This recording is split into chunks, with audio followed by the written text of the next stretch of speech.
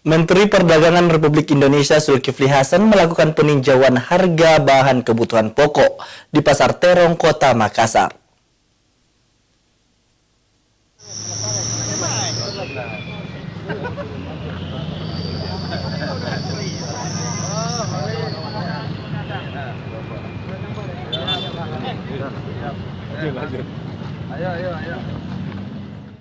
Setibanya di Pasar Terong Makassar, Menteri Perdagangan Republik Indonesia Zulkifli Hasan langsung meninjau harga kebutuhan bahan pokok di sejumlah pedagang Rabu pagi.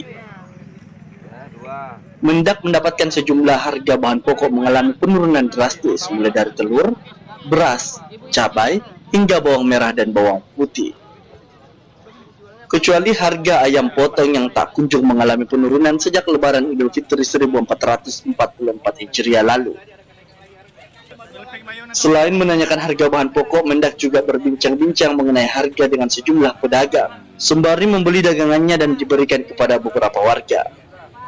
Zulkifli Hasan mengaku harga di Pasar Terong Makassar cenderung lebih murah dibandingkan di Jayapura dan Sorong di Papua Barat. Saya di Jayapura juga harga-harga sembako, barangnya banyak, harga stabil, bahkan cenderung turun ya. Nah, saya juga ke Sorong, hari ini di Makassar. Pasar apa nih Pak?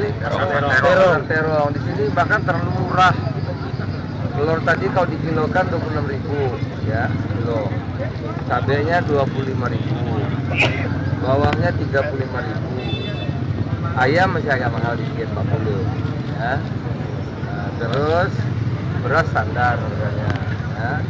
Apalagi kita lihat tadi. Ayam. Ya, bawang sama murah, cabai 25. Jadi minyak goreng banyak lah ya, 14.000. Nah, jadi saudara kita syukur habis mulai sebelum Lebaran, setelah Lebaran ketersediaan sembako lebih dari cukup, banyak, dan harga-harganya juga stabil. Usai melakukan peninjauan harga barang dan bahan pokok di Pasar Terong Makassar, Mendak Zulkifli Hasan yang juga sebagai Ketua Umum Partai Amanat Nasional melanjutkan perjalanan menuju salah satu hotel di Makassar untuk kunjungan politik partai. Rusmawan Dirara, Celebes TV.